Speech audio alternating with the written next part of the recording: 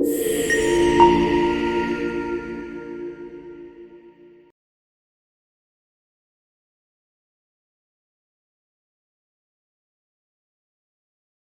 you for being here today. Thank you for supporting the program. Thank you for supporting Yasmin's book. I think it's fantastic.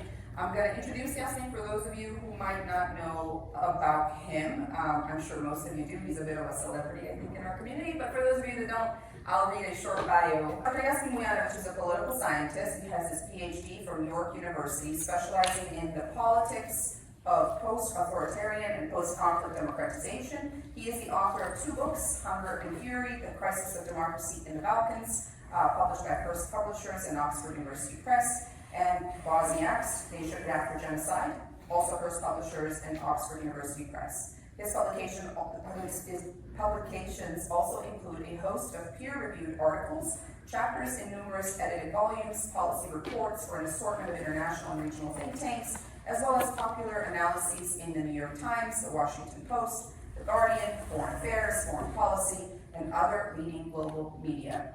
He has a prominent social media presence, prominent like 70,000 followers on Twitter, it's pretty fantastic, and makes regular appearances for international television and radio programs, including numerous Balkan media outlets. Originally from Sarajevo, he is a senior non-resident fellow at the New Alliance Institute for Strategy and Policy based out of Washington, D.C. Thank you for being here, Yasmin. Thanks for having me. Of course, pleasure to have you. I'm super excited about this. I have read your book.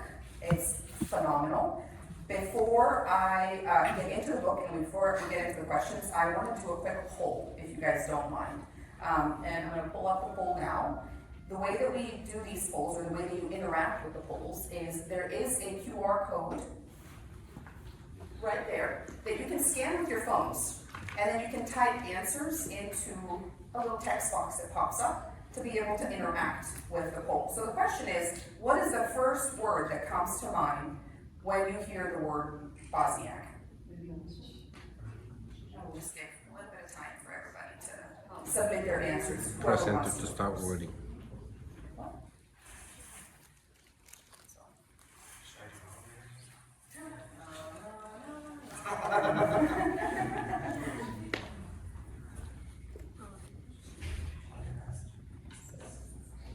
In the meantime, we can have Yasmin do a read, if it is okay with you, to see if what you have in your book matches with what the poll results have just shown. And let's see. Bosnian Muslim, most popular Muslim for Shout out to Kuliman. Awesome. Okay. So, if you don't mind, you said I think you wanted to read page 12 and 13. Yeah. Whatever you want that would show the definition of what it says in the book. There's this terrible thing that happens when you write a book. 12 and 13. Yeah, which is people ask you to talk about it. So obviously this book is about,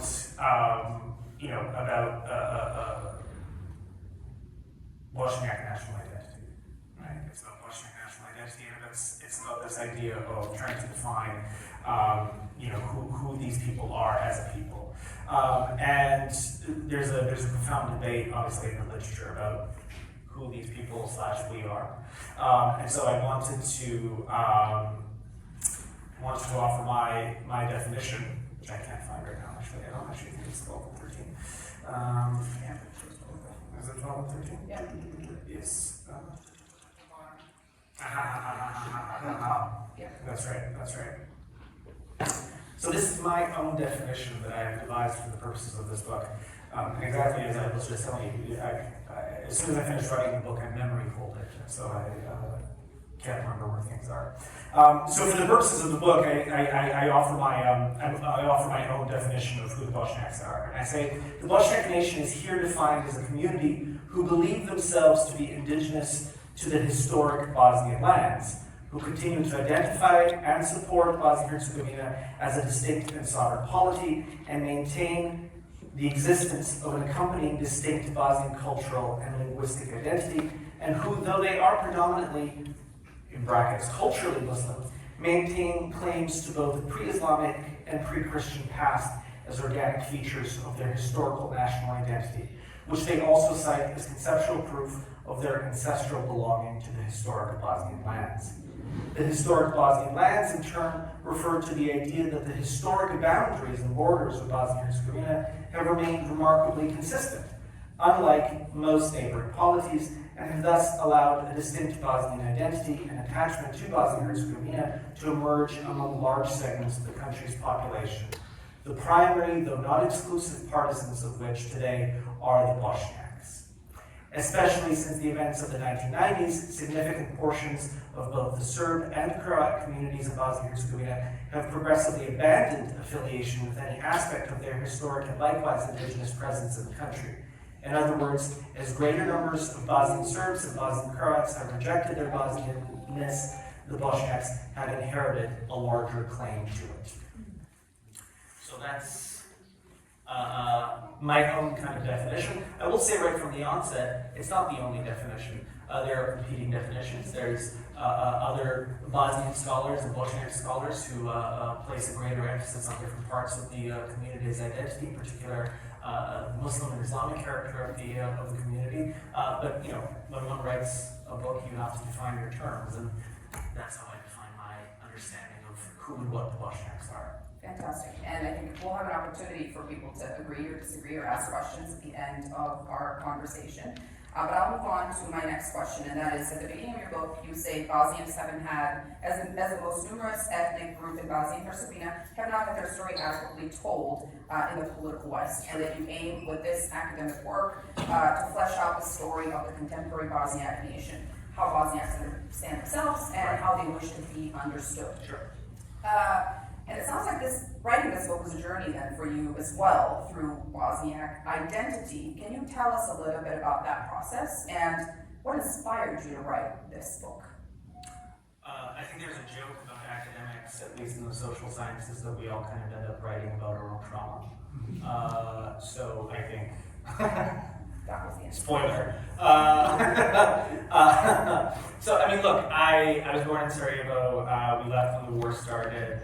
And I come from a very secular family, a sort of multi-generational secular family. And my experiences growing up in places like Germany and Canada and elsewhere were very much informed by encountering depictions of what I understood to be my community that were not legible to me. Right? I mean, the line that I always use to explain this in the simplest terms possible is, if you cast your memories back to those years of the 1990s and even into the sort of immediate post-war period, and you would, get the CNN description of Bosnia, and there would always be some lady saying something like, "I'm here in Sarajevo," and then you would get, the pithy explanation of what the war was about, according to, the CNNs of the world, which was it was a war between Serbs, Croats, and Muslims. That was the line.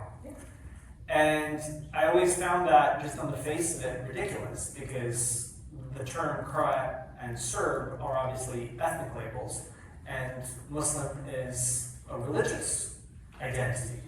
And so, even as a child, I was like, wait, why isn't it then like a war between, Catholics, Orthodox Christians, and Muslims? And certainly, as I said, in my own family and sort of the community that I was exposed to, it's not that there were not Muslims. It's not that even perhaps most of the community that I was familiar with were not Muslims and even practicing Muslims, but that was not how they presented themselves as a matter of, shall we say, national identity. And so, in some ways, I think this book is just an attempt to make sense to myself, and also, I think, my cohort, as it were, perhaps a slightly younger generation of Bosnians and Bosniaks, perhaps arguably, in particular, those in the diaspora, but there is also a Bosnian translation, so I'm hopeful that it will also resonate with people in Bosnia.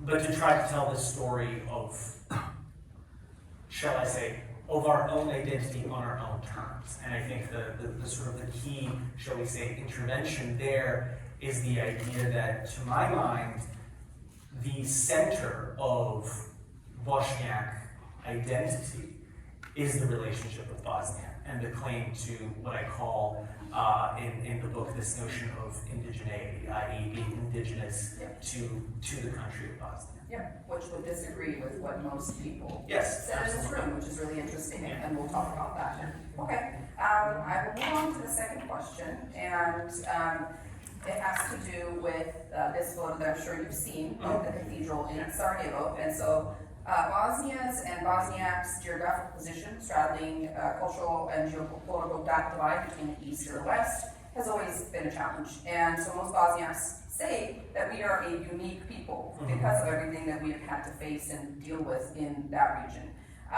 We were not Catholic, we were not Orthodox, our Bogomil roots eventually involved into the Church of Bosnia, and Bosniaks are generally proud of this history. We're not ashamed of having been Christian and having adopted Islam, just part of our identity. Yet still, we are labeled as heretics. We are labeled as traitors by our Serb and Croat nationalist compatriots. So, you have people obviously who don't agree with that, but we have a lot of nationalism obviously in the Western Balkans that we are trying to, we're dealing with at the moment. And so, for those nationalist Croat and Serbs, how do we get over this idea that we abandoned our identity when really it was those people who abandoned their nation, and that is Bosnia and Herzegovina. We know that Catholics identified as Bosniaks at some point. We know that there was a project to change that. I just wanted to see if you can elaborate on that a little bit, because you say that Bosniaks have the greatest claim to Bosnianness than all of the ethnic groups. I wanted you to share a bit more about that to our audience, because I thought that was really an interesting observation. Yeah, I mean, I should state from the onset, right, that when I use these terms, for instance, this notion of claim, I'm not making some objective, i.e. that there's some measurements and Bosniaks have a 7 and Serbs have an 8 or whatever. And I'm very, I'm at pains in this book to stress, and I'm absolutely convinced of this, right, that ideas of national identity and ethnicity, these are constructs, right? These are stories. These are stories that we tell about ourselves. This is how we make sense to ourselves. And that's not a controversial point. Nations and states do not organically, biologically exist. That is a human construct. Now, that does not negate their significance, right? Just like any number of other cultural practices, don't exist in nature, but they're nevertheless hugely important to how we define ourselves as human beings. And so when I talk about this notion that Bosniaks have more of a claim to Bosnia, what I'm referencing is something that you suggested yourself here, which is how the kind of ideological relationship with Bosnia has evolved, in particular over the last 30 or 40 years. And unfortunately, and I do think this is unfortunate, the Bosniak community has, in a sense, as I say in the book, inherited increasingly this solitary claim to Bosnia. Because large segments of our Bosnian Croat and Bosnian Serb cousins have, for ideological reasons, repositioned themselves and reimagined their own history within Bosnia. And so, you can most clearly see this, for instance, today with contemporary nationalist politicians in Bosnia. So you have somebody like Dragan Čović, for instance, the leader of the HDZ in Bosnia, and I find it fascinating, right? So you have this guy who, claims, okay, so his constituency is, he understands that he says they're discriminated against in Bosnia and Herzegovina because the electoral system is insufficiently segregated per his desires. But at the same time that he's saying that, and at the same time that he very often, for instance, is serving in the presidency of Bosnia and Herzegovina, which is a remarkably significant post to hold while claiming to be discriminated. That's number one. Number two, Mr. Čović also openly participates in the elections of a neighboring country, namely the Republic of Croatia. And then you also have this really bizarre construction that the current government of Croatia, and now it's become sort of state policy, so I think unfortunately it's no longer kind of purely a partisan issue. But for the purposes of Croatian elections in Croatia, they refer to the Bosnian Croat community as a diaspora, which I find extremely problematic, because they're not a diaspora, they're Bosnian. Diaspora suggests you came from somewhere else and then settled, right? And so the point that I'm trying to make here is one of the really perverse things that's happened within the corpus of Serb and Croat nationalism within Bosnia is that the very thing that ostensibly their ideological architects were sort of advocating for in the context of the war, i.e. a claim to Bosnia or its territory or whatever, that has been abandoned in a very peculiar and strange way. So to the point that today, contemporary, for instance, Serb nationalists in Bosnia want nothing to do with Bosnia. Which, I remind you, even at the beginning of the war, was not true. People forget, for instance, that the original name of the Republika Srpska was the Republika Srpska Bosnia and Herzegovina. So even as that political movement, the SDS, was in the process of launching the genocide and the aggression against Bosnia, they were still kind of navigating and negotiating their own relationship with VIH. And so, all which is to say, we've reached a point today where, unfortunately, large segments of, not entirely, but large segments of the Croat and Serb communities in Bosnia have kind of increasingly abandoned Bosnia, which has left Bosniaks in the position of sort of having, by definition, to be the sort of primary patriots for Bosnia and a collective Bosnian identity. All right, thanks. Here you go. So on to a little bit of a different question. There are a multitude of reasons cited as to why the ICTY ruled Srebrenica was a genocide, and other parts of Bosnia were not. We never in our history have seen a genocide committed on a city. Yeah. As you know, that's not part of the definition of genocide. A genocide is committed on people. And, you're trying to destroy, in whole or in part, a group of people.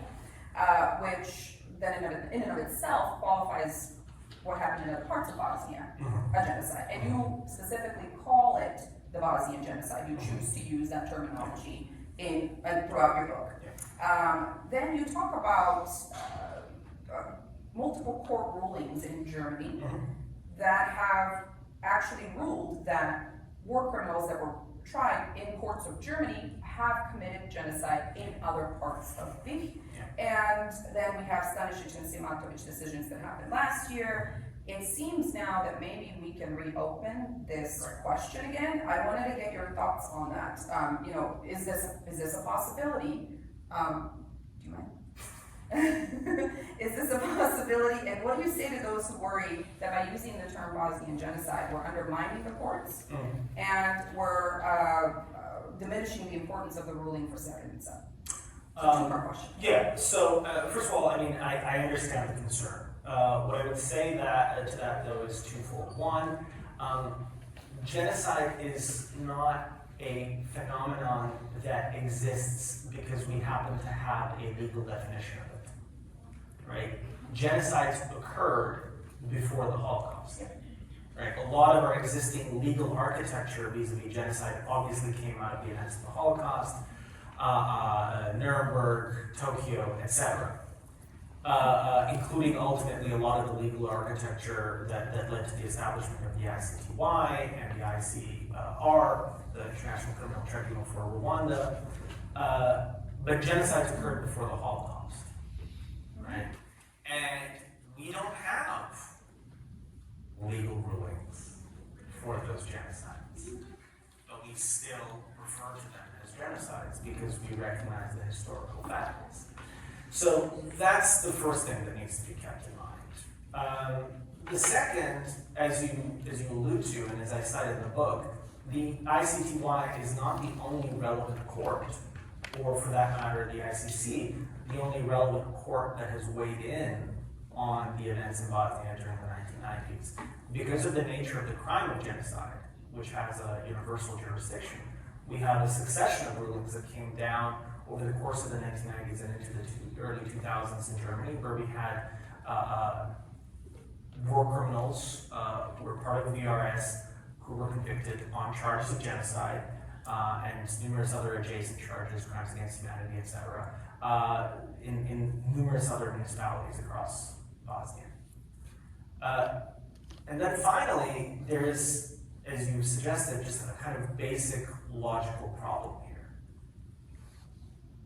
How can we say that a genocide took place in Srebrenica, but then say that identical crimes committed at the same time by the same people against the same group for the same purpose 20 kilometers down the road are not part of that conceptual social political phenomenon?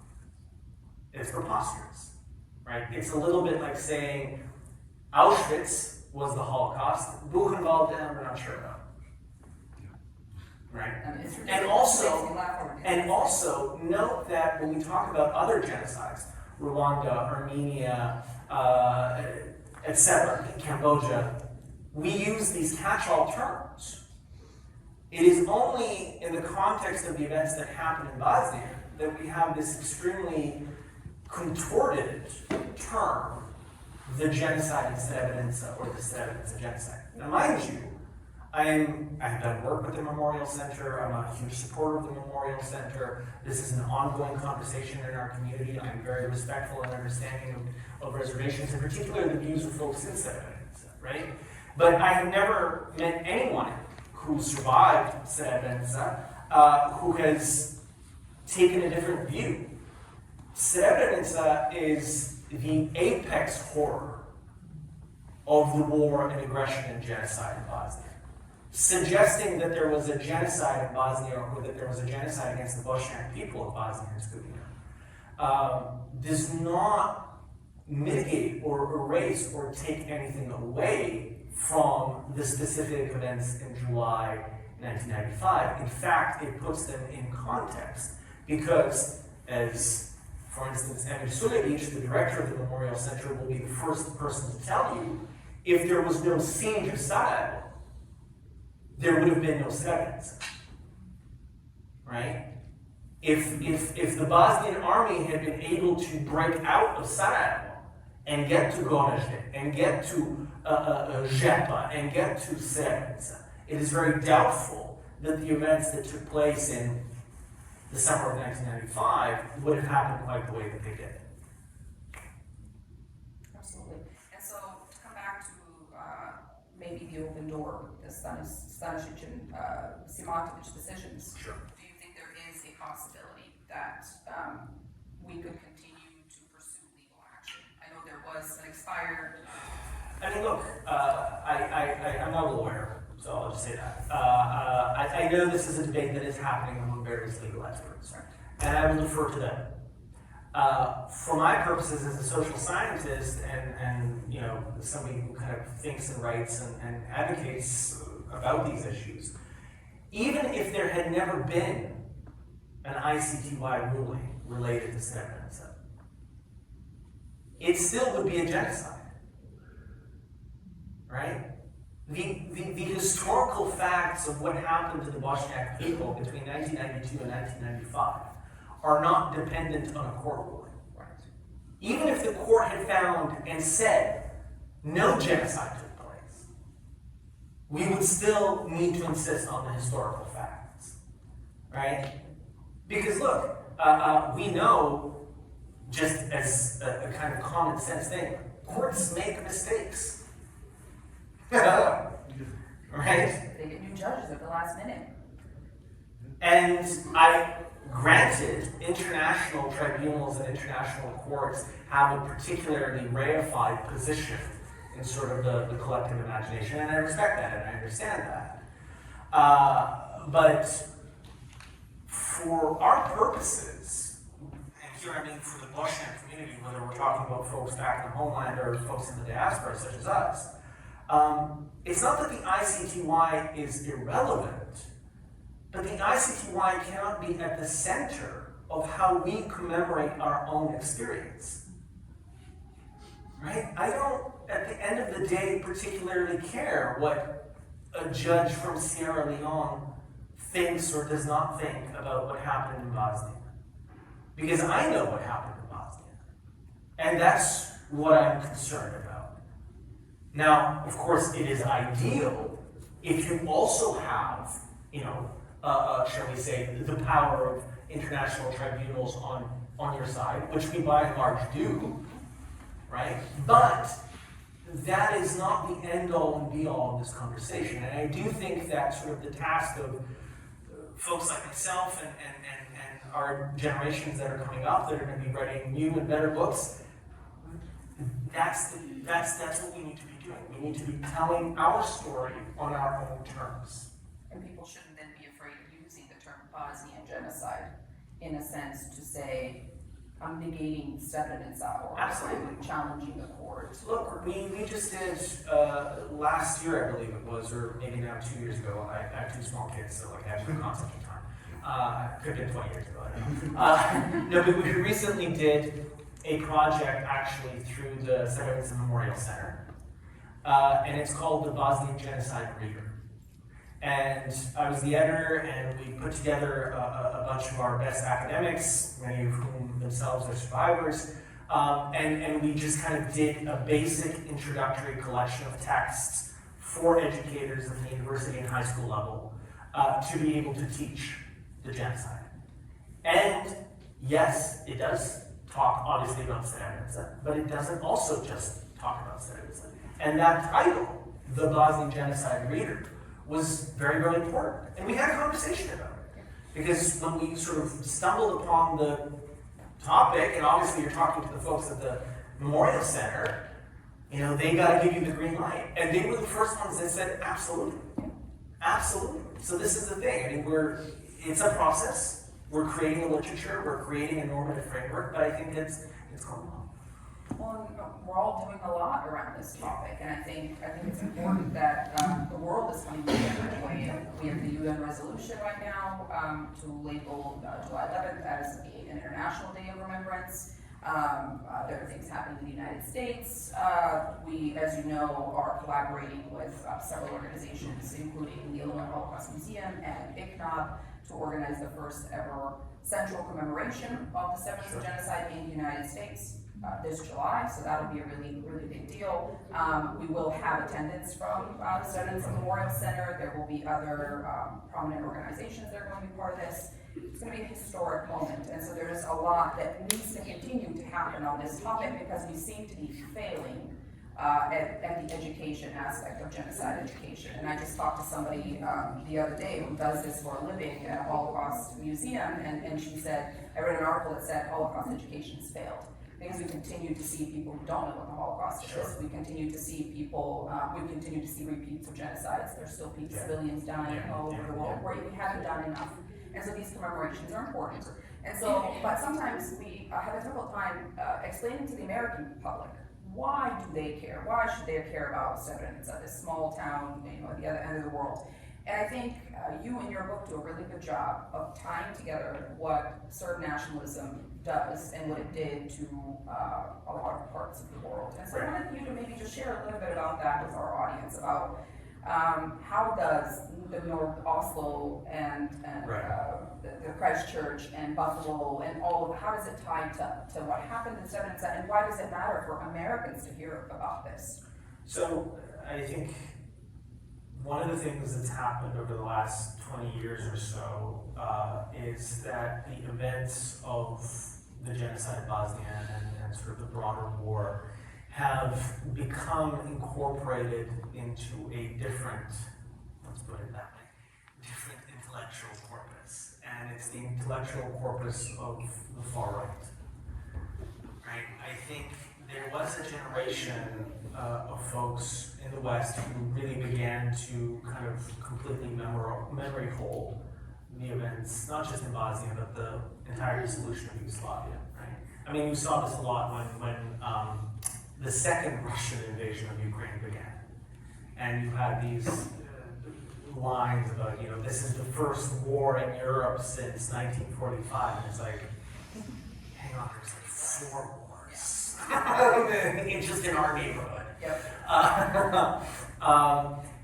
But while the sort of proverbial sort of Western European American mainstream had really sort of forgotten about the Balkans and about Bosnia, people on the far right had not. And so you had you know, these horrific individuals, such as the Norwegian terrorist who ended up killing many dozens of people, many young people, who in his manifesto, which ran over 1,000 pages, has over 1,000 references to the wars in the 90s, not just Bosnia but also Kosovo. And when you read what people like him and the Christchurch terrorists and others, when they reference Bosnia, when they reference Yugoslavia, when they reference Karadzic, Mladic, I will remind you that, for instance, the Christchurch terrorist, when he massacred those people in the city of Christchurch in New Zealand, on his rifle, he had written the names of various Serb nationalist and Montenegrin nationalist figures. Or I should say Serb nationalists from Montenegro. And as he's driving to the mosque to perpetrate this atrocity, he is live streaming himself and he is playing the song Karadzic vodi svoj Srb. A song that in the interim had also become a meme that I had actually encountered initially totally randomly, not reading or doing anything related to the Western far right. I started seeing it popping up on gaming chat boards because the term remove kebab was being used as a joke, throwaway line among young men who were playing strategy games, video games, where whatever, you were your soldiers, blah, blah, blah. And then you see how this rhetoric, this extremely dehumanizing rhetoric, even through, how can I put it, through this mutation and submutation that happens through these kind of complex social networks, it always comes back to atrocity, right? And so I say to my friends in the US and other parts of the political West, I'm not asking you to, all become experts on Bosnian history or Balkan history, but I need you to understand that the same people who have made the Holocaust and the Confederacy and apartheid South Africa part of their lexicon and part of their vision for these societies, the societies that we live in now, they have also started looking to people like Karadzic and Milosevic and Mladic and saying, aha, there's another model for us. In particular in the context of this great replacement conspiracy theory, and in particular vis-a-vis the status of Muslim communities in the political West. I would like to do another poll if this thing turns back on. Let's see. Because we're going to take a little bit of a 90-degree turn. All right. Okay. Thank you. So before I ask my next question, I would like the audience to kind of chime in and tell us. When you see the terms Slav and Illyrian, and we've got someone who's really looked at this in depth. Hi, Irfan. How are you? Thanks for being here. I really want to see kind of what people, technically the same people, but the terms have different connotations, right? We talk about this in your book that there are reservations when we use those terms. So I just want to see what we're going to get from the audience, and then we'll go from there.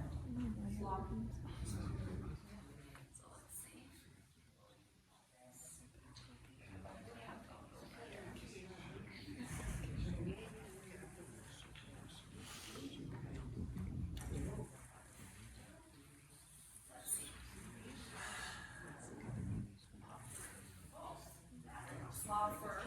Yeah, Slav. Okay. Interesting. So maybe not so many reservations as you have maybe suggested in your book. So I agree with your conclusion. Right. That many Bosniaks are reserved about calling themselves Slavs. Right. And they sort of skip that as if it's like, yeah, we're not that part, we're just going to skip. Right? We are Illyrians and we stayed Illyrians for a long time. And I think one of the reasons for that, well, I'll let you talk about one of the reasons for that, because I think you really do a good job of talking about why are people trying to always say that they've been here longer, right? Because obviously the hearings go back all the way up 3,000 years in the territories. So, you know, and you say that this is at most or at best a pseudo-historical claim, right? It's not like we can prove that we are all part of the Illyrian tribes that lived there for 3,000 years, but there are works that have been done recently that do talk about this topic. So I just wanted to get your thoughts on, you know, is this simply a reflection of Bosnian nationalism? Why do you think that is, that people kind of skip that Slav part or observe about it?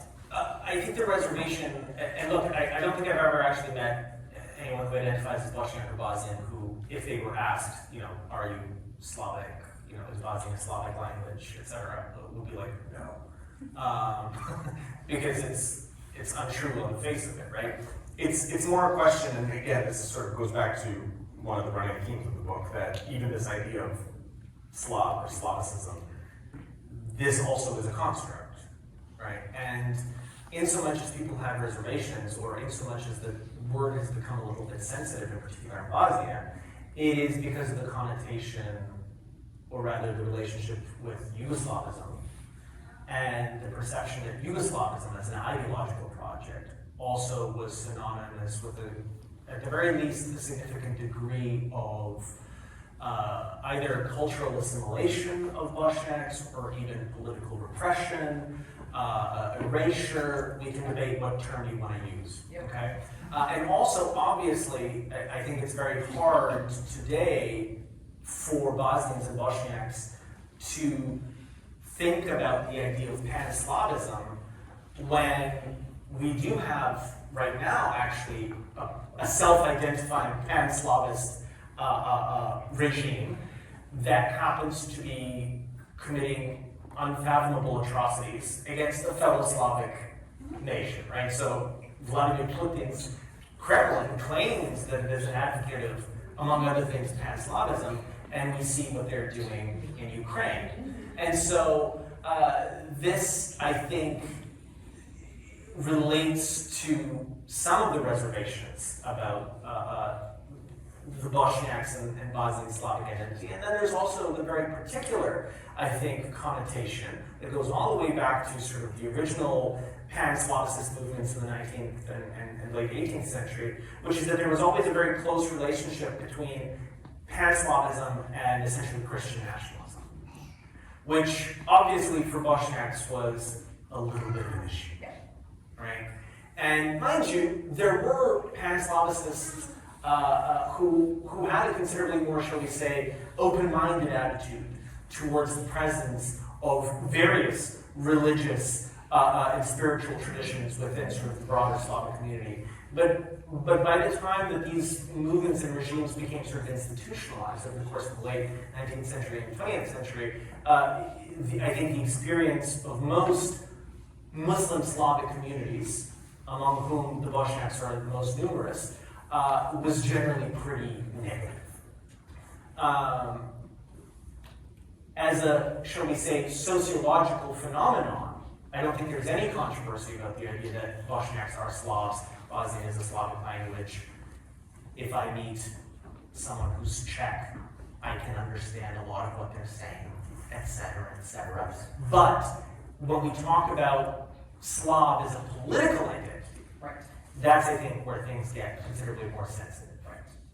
And as for the point about Illyrian, because you had sort of made this reference to, some of these genetic studies. Yeah, absolutely, right? There's genetic studies that very strongly suggest that, of what we can tell in terms of, the main haplogroups and all this stuff among Bosniaks, very clearly a kind of indigenous Bosnian people, indigenous Balkan people. That is unequivocally the truth. The question, or perhaps the debate I think that the book takes up, is more about this idea of, how relevant is it really for somebody living in the 21st century to try to center their national identity or sort of buttress their national identity by an appeal to tribal identities from 3,000 years ago, right?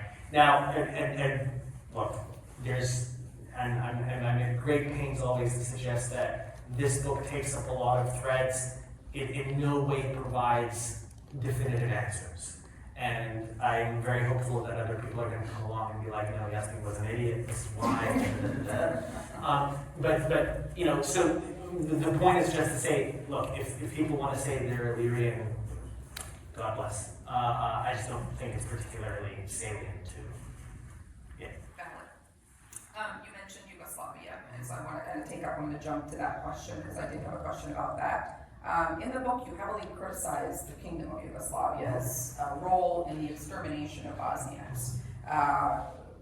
Multiple systemic extermination campaigns over, I think you cite 400,000 hectares of Bosniak land seized from wealthy Bosniak families, and then they had, Serbs from Montenegro and Serbia moved and essentially replaced those Bosniaks that lived there.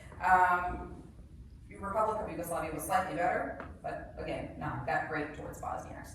What do you say to those people who still are, fascismo sloboda narodu, they defend Yugoslavia, they think that was the best time ever, Right. and sort of look past this fact that it set Bosniaks back probably 200 years as far as what took place during that period? I did not expect that I would be asked to criticize my father. No, that the joke is actually to make a serious point. I don't know of anyone in our community, again in Bosnia or in the diaspora, who has a neat answer to the question of like, what was Tito's Yugoslavia like for you / for your community? I mean, everyone is going to have like a book that they're going to answer with, including my father, who, see you tomorrow, Dad, I think has 5 portraits of Tito. Yeah. In various locations. Right? So when I said earlier, I come from a secular family, the more accurate term is to say that I'm like a 4th generation atheist, right? So my family has been sort of on that bandwagon for a while. Here's the thing. The part that's absent, I think, in our collective narrative about both of the Yugoslavians is, at the risk of being slightly banal, is a problem of terminology. The Titoist Yugoslav state was an authoritarian regime. Full stop.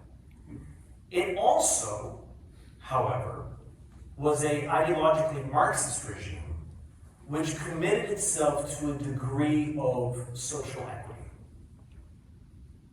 That social equity was unequally applied to different communities and different peoples across the former Yugoslavia. And it also went through a succession of evolutions for the duration of its tenure. So the Titoist regime of the immediate post-war years, say into the early 1950s, was very different from the Titoist regime of, say, the mid to late 1970s, which most people cite as kind of the halcyon golden era of, Dugme, Olimpiada, that kind of thing. Yeah. Because there had been a degree of quote-unquote liberalization of the regime.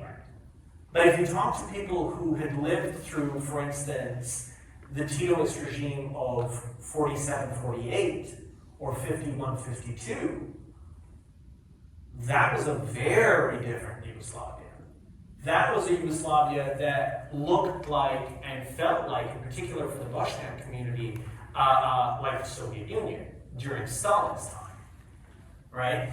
And I also have to really mention this because this is something that our community is very guilty of. We, in comparison to our Albanian cousins, got a good ride. Because if you talk to Albanians in Kosovo throughout this period, they don't have any warm memories about Dugme Olympiade. Because Albanians in Kosovo, the fourth largest community in Yugoslavia, there was more Albanians in Yugoslavia than Montenegrins or Slovenes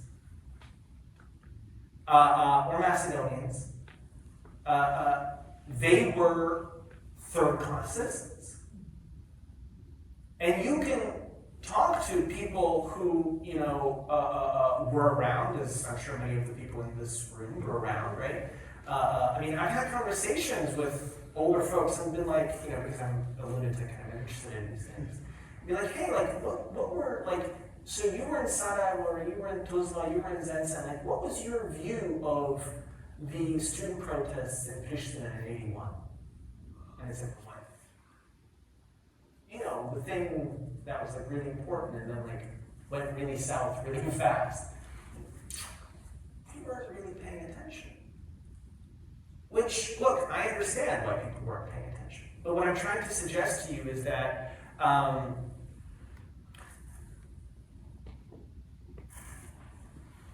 people have selective memories. And I am under no illusions whatsoever why a certain cohort of people, including many in my own family, have very favorable views towards Tito's Yugoslavia.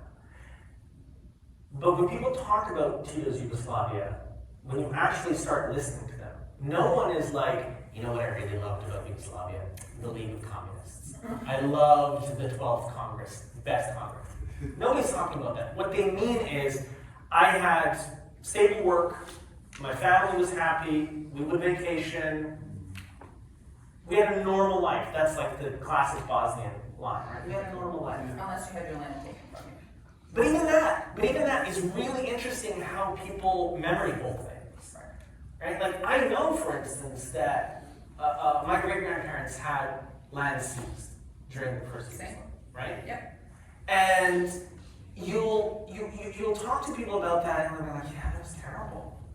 And then, do you see any continuation? Do you see any continuation between the policies of the monarchist Yugoslav regime and the communist Yugoslav regime? Really? You don't? Can we talk about Alexander Abkovich? But this is the thing. I'm being facetious. I'm being a bit facetious. But again, this is why I wanted to write this book, because I think there are gaps in our own narrative of our own experience. Down to the individual level, right? I've had conversations with my parents about events during the war or our experience as refugees that I vividly remember, and I will bring up to them, and they're like, that didn't happen. Now, maybe they're right. But that, again, even if they're right, speaks to this point of kind of, shall we say, human fallibility. And I think the other part of this, and I'll stop talking after this, just You're a forever. professor, this is justified. No, but what I'm trying to say is, I think one of the other parts that really gets lost in all of this is that this notion of Yugo nostalgia. Yugo nostalgia to me is transparently a form of social trauma. And I don't mean that in a bad way, because it makes perfect sense if you go from Dugme Olympiade, horror genocide, refugee displacement, and now in 2024 we get to be here and have these conversations, and it's amazing and rewarding. But there is a basic human need to make sense of the past. And it's very hard at the individual level to think through the possibility that perhaps some of the warning signs of what would happen in 92, 93, 94, 95 were already evident in perhaps 78 or 84 or 81 or whatever. And so when you have trauma, and I have trauma, I have it on paper, so I can say this. You have literally, your brain is rewired. We know this literally about the grandchildren of Holocaust survivors have, like, there have been studies done that you can basically trace, like, the rewiring. Generational. Yeah, there's Yeah. generational trauma. And so, I think this concept of Yuga nostalgia and its lingering effect is a reflection of our still very raw, very recent, very sort of in medias process of trying to figure out what happened to us individually and collectively over the past 120 years. Which sounds like a preposterous claim, but keep in mind that there is probably no one in this room who is Bosnian or Bosniak who has a single member of their family going back 4 or 5 generations who did not experience war and or expulsion. And those of you who are from Eastern Bosnia, as a colleague of mine was pointing out to me, Haris Lililovic in Melbourne, he said, you know, I've tried to explain to my Australian friends that my grandmother was expelled 4 times from her village over the span of her life. Yeah. By the same people. Right? So this is the thing, and every expulsion, every war, every moment of horror is a rupture within families. And ruptures require that you then construct new narratives and new stories. And that's sort of what the book is trying to do. And you do a really good job of that. So for, I don't know how many of you have actually read the book, but you do a really good job of sort of painting these continuous ruptures. I mean, at the end, it's like really bleak. This keeps happening over and over and over, and then you add other facts that I want to share and ask another question with regards to that. You're like, oh my God, so then where are we today if this is what we were dealing with then? For example, the idea of Serbia as a celestial quality that you talk about in the book. The idea that Serbia and Croatia have always defended Christendom from invaders, which they've always referred to us as Bosniaks or anybody who's Muslim. And so, how do we then today, you know, Bosnia is wonderful news, we are in the EU accession process, we're in the negotiations, all of that. If we know what you know, what we know today, as far as conversations that were happening behind closed doors about, you know, why the embargo was never lifted, etc., what can we expect from that same Europe that essentially left us to be slaughtered and said the things that they said? And I will let you say them because you say them in your book as far as, you know, what was happening behind closed doors and why we were allowed to be slaughtered. I will point out that as the conversation has gone on, I started like jumping out of my chair. This inevitably happens. So hopefully by the end I will remain seated. So those of you who unfortunately remember that period will remember the governments of, you know, John Major and Mitterrand and others who were very explicit about the fact that, look, this country, Bosnia, as it's presently being imagined by its majority community, Bosniaks, and also, to their mind, these sort of statistical errors, i.e. Bosnian Serbs and Bosnian Croats who were genuine Bosnian patriots, and fought in the army of the Republic, and so on and so forth. You know, this was a historical mistake. And very specifically centered on the idea that these are Muslims and Muslims don't belong in Europe, right? And so, you know, the famous line about a painful but necessary sort of correction of European history was how they characterized the genocide. Here's what I would say. Notwithstanding that, and I think we have to be very serious and honest about that history, and the book tries to be honest about that, and be very sober about, for instance, the direction of contemporary European politics. When you look at like people like Viktor Orban and others and say, okay, well, how much has changed? The fact of the matter is, the Bosniak community, from a political standpoint, is in a better and stronger position today than it has been probably at any time over the last century and a half. Which sounds incredible when you look at Bosnian politics, and when you look at literally like the administrative divisions of the Bosnian state. And you would think, like, how is that possible? But it is an objective fact. I mean, this, whatever we want to make of the post-war Bosnia, and I'm as big a critic as you'll find, but this is a sovereign state, this is an internationally recognized state, this is our longest experience with multi-party democracy, whatever we want to make of it. Bosnia and Herzegovina could very realistically become a NATO member state by the end of this decade.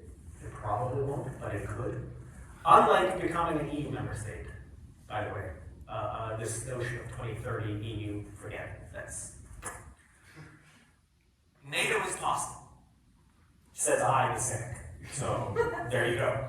And the other, I think, not other, or rather the most important part of all of this is that for the first time, I think, in the modern history of Bosnia, the Bosniak community, I think much more importantly than the fact that probably by the end of this decade, Bosniaks are going to be something like 60% of the Bosnian population, which is remarkable given that, you know, the community was facing extermination in the 1990s.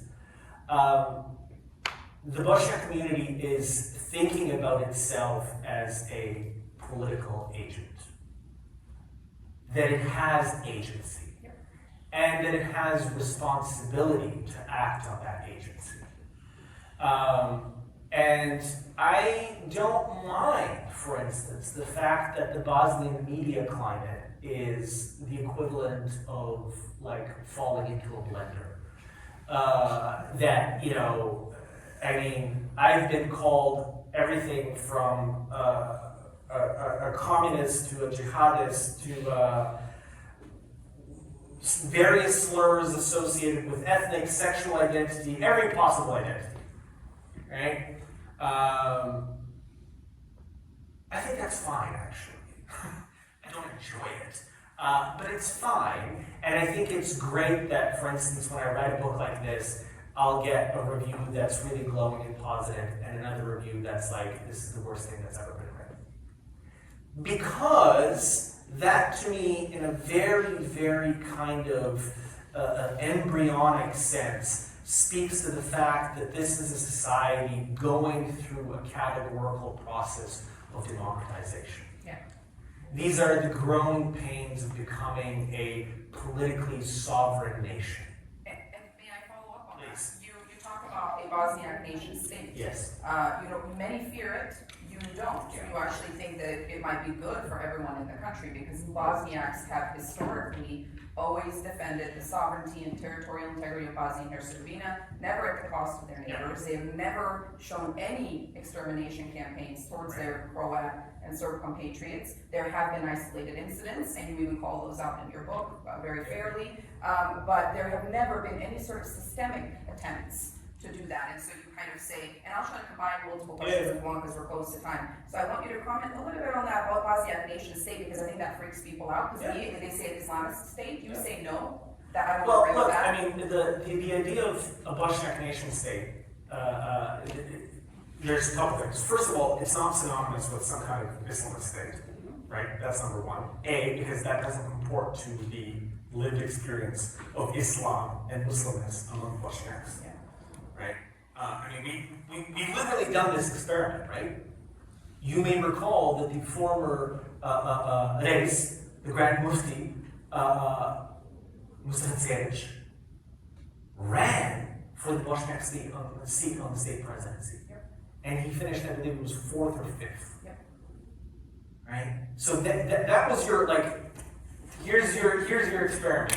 Religious leader runs for office. If the Bosniaks are, literally, comma fails. Right? He won votes. He definitely won votes. Oh, yeah. But it was not statistically relevant. Correct. But Željko Komšić gets a huge number of Bosniak votes. Another experiment. So I mean, exactly. So here's the question. Why are Bosniaks more willing to vote for a member of a minority community and feel that he is a better advocate and representative of their national interests than the former Grand Mufti of the Islamic community of Bosnia and Herzegovina? That's a really interesting question. And the answer that I suggest in the book, and that I try to prove by actually looking at sort of the statistical data of Bosnian elections, is that the overwhelming sort of ideological direction of the Bosniak community is liberal in the poli-sci term, sense of that term rather, not like American liberals, right? All fine, but that's not how I'm using it. All good. I'll walk out. Not about that. Many other things to walk out. This community has, over the past nearly 30 years, time and time again, gone to the voting booth and demonstrated that they are overwhelmingly in favor of multi-ethnic, civic equality, pluralism, religious pluralism, that they want, as people in Bosnia want to say, we want a normal European state. Well, and I think that comes down to actually Islam itself. I mean, I like to argue, you would argue in your book that Bosniaks are progressive Muslims. I like to say that Islam is progressive as a faith. I think it leaves room for evolution, for interpretation as time goes on, and I think Bosniaks embody this sort of evolution of Islam, this more kind of European, more open, because, you know, Islam has sort of been tied down by certain cultures and certain identities.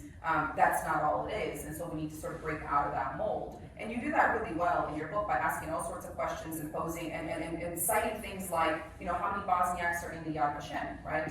I think it'd be fantastic if you remember some of those statistics, try to share those with them. I remember it slightly. So there are 49 Bosniaks in the Yad Vashem, which I thought was an incredible, or 49 Bosnians in the Yad Vashem. Of those, 29 are Bosniaks, which is more than like Slovenia's, US's, you list like 7 countries where we have more people that have saved Jewish people during World War II than any of these other nations that purport to be very, you know, diverse and democratic and whatnot. Doesn't mean they're not, but we really show it, we really own that. You also go on to talk about President Izetbegovic, quite a bit in your book actually, and you compare him to Western philosophers who were conservative as he was, but who were never labeled as radicals. Can you elaborate a little bit on, I don't know, you know, you mentioned some of his literature, do you want to comment a little bit on sort of you didn't seem to agree that he was a radical figure. Why? No, I mean, look, the book takes up a number of, shall we say, controversies in Bosnian and Bosniak history. Right. I talk about Izetbegovic, I talk about the Handžar division, Yes. I talk about the war crimes that were genuinely perpetrated by the army of the Republic of Bosnia and Herzegovina against Croat and Serb civilians, because I think it's important that those things be discussed openly. And even their attempt to stop those war crimes Exactly. during the war. I Exactly. love that example. Absolutely, right? So this is the thing. I mean, if we want to talk about Izetbegovic, I mean, look, he's an extremely important historical figure for Bosnia and for the Bosnian community. Whatever one may or may not make of his political beliefs, the political party which he helped to found, which is obviously still a huge factor in Bosnian politics. But I think it's important that because of his significance in Bosnia's history, he be talked about seriously. And the fact of the matter is, Ali Izetbegovic was very clearly a theologian. That's how he imagined himself. He wrote theological tracts. He was a very devout Muslim, a highly educated Muslim, who believed very seriously that Islam had a role to play in modern 20th century life. He believed that it could represent a kind of third way between what he believed were the sort of excesses of Western liberalism and capitalism and state socialism represented by the Soviet Union and China and so on and so forth.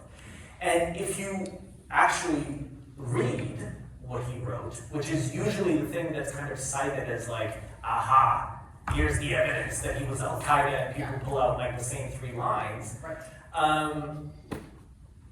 You read that this is a man who is, again, very much in what I would consider the tradition of political conservatism, i.e., he is very clearly a Democrat. He does not reject the idea of multi-party democracy. He does have his own conception of what an ideal Islamic democracy might look like, one that I do not subscribe to.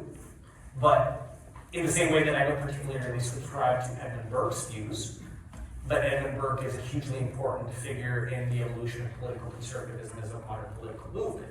And so when you are someone like myself, and you have wasted many years of your life reading political philosophy, and you actually read Ali Izetbegovic, the theologian, and the political philosopher, you're like, oh, this is very much in conversation with some of the ideas that were coming out in Western Europe over the course of the late 60s through the 1980s among various Catholic theologians in particular. I would even go so far as to suggest that you could probably write a pretty compelling dissertation comparing, not maybe comparing, but putting Izetbegovic in conversation with somebody like Jürgen Habermas, right? And so this is the thing. Now, Izetbegovic, the political leader, we can have all kinds of criticism about, as a political figure, as a wartime figure, et cetera, but there is really no evidence whatsoever to suggest that Izetbegovic was had any kind of serious, that he had any kind of intention to exterminate, to get rid of, to somehow entomb, the Bosnian Serb and Bosnian Croat communities. And you talk about how even the Mujahideen that are often attributed to him, that he was somehow responsible for them coming into the country. You talk about how they were trapped in Sarajevo, and many of these other fighters that came from outside came with no one's knowledge because there was essentially, the country was in chaos. People could come and go, and it's a common misconception. I think is what you try to argue in the book. Well, there could be an entire session done on the question of the presence of foreign Mujahideen in the Bosnian War. The fact of the matter is there's a very small number of them, and also, I think much more importantly, was the fact that the actual position of both the Army of the Republic and the Bosnian government was, please don't you come, please send guns. Because we don't need extra people. We have all the people that we need. And we have all the military training that we need. What we need, literally, are the weapons. Right? At the beginning of the war in Sarajevo, you had the TO, the Teritorijalna Obrana, and other government-associated militias like the Patriotic League going into the museums and taking out World War II era display guns and cannons to try to resurface them, because that's how much of a dearth of basic weapons there was. Right? So the idea that the Mujahideen were some kind of illustrative phenomenon of the Army of the Republic, I think would probably be news to people like Jovan Divjak and Željko Komšić, who were also high-ranking members of the Army of the Republic. That's not at all to suggest that they weren't there, they were. But they were realistically an extremely marginal phenomenon. I will just say, for those who are actually genuinely interested in the history of the war, far and away the best book on the subject was written by Marko Attilahor, How Bosnia Armed. And he just completely decimates this narrative about, the kind of Islamist Islamic army, blah, blah, blah. Now, mind you, I will say one of the things that absolutely did happen to both the Bosnian government and the Bosnian army over the course of the war, largely out of necessity, was that it over time certainly became more Bošnjak. Right? Like at the beginning of the war, there was more Croats and Serbs in the Bosnian army, in the Bosnian government. As ethnic polarization took place, et cetera, that ceased to be quite as pronounced, but it continued to be pronounced. Or rather, continued to be true of both the government and the army for the duration of the war. So I'm trying to wrap up what I have and ask one final question for your final thoughts, and then we'll open it up to the audience. We still have time, and everyone's been really patient. So, for me personally, as a Bosniak American, I have been discriminated multiple times, not just by my, so this is ongoing. And what's really shocking is when I try to, through my work, when I try to collaborate with organizations that identify more as Bosnian, they sort of like don't want to touch it. Oh, no, you're Bosniak, and therefore I really don't want anything to do with that. What do you say to people who sort of force you to choose You have to be either one or the other. For me, they exist fluidly together, right? I'm a Bosnian by nation, and I am a Bosniak by identity or ethnicity, and they are fine. And I'm also, you know, a tree hugger, and I'm also, right, like our identity is multi-layered, it's not one thing. What do you say to for me, it's, you know, we need to get over that. I'm past, I'm over it. Yeah. I don't know what your thoughts are. I mean, I think, at the risk of being simplistic, I think I'm very much in that camp. I guess I would just say that identity is by definition a matter of personal choice. Yep. If for you being Bosniak means, you know, that your Muslim identity is first and foremost in the exercise and expression of that identity, I say good for you. Yeah. If for you being Bosniak means also by definition being Bosnian, I say good for you. I think there is no reason for us to choose between these identities. I very much come down on the view in this book, I will say, I mean, this is my position, that it's certainly not the case that all Bosniaks are Bosnians, because there are Bosniak communities in Serbia, in Montenegro, in Kosovo, but I do come down on the view that the sovereignty of Bosnia and the history of Bosnia's statehood is at the center of Bosniak identity. Because without Bosnia, the Bosniak people will in time disappear. Now, I will also say, I mean, at the risk of being perhaps slightly controversial, you might come down on the view and say, maybe that's not a bad thing.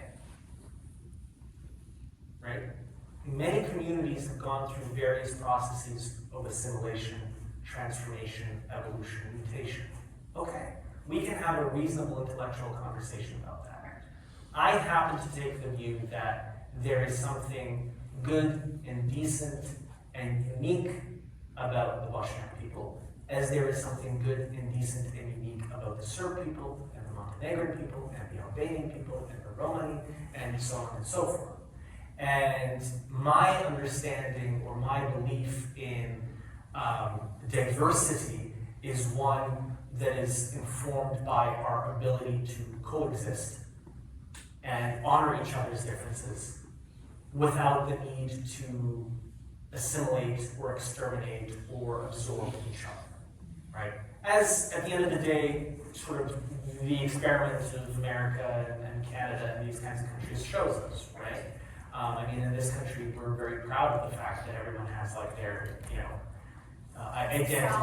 That's right. That's right. It's not the melting pot. That's right. And so this is the thing to me. I mean, the thing that I'm categorical about, and the reason why I wrote this book the way that I did, is that I would very much like if the Bosniak community could continue to be true to itself and its historical experience, by which I mean that our history has been one defined by acceptance and openness and an embrace and celebration of coexistence. I would not like for us to go down the road of reactionary nationalism that is exclusionary and thinks of the world in binary terms. You can be a Bosniak nationalist if you want to be. I don't particularly identify that way. You can be that way, but there are good nationalisms and there are bad nationalisms. And I would like for us to steer away from the bad ones.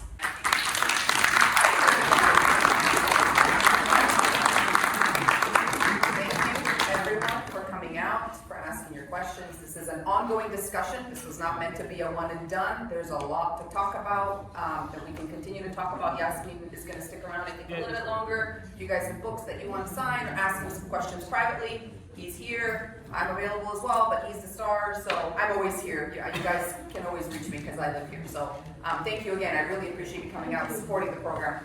Thank you.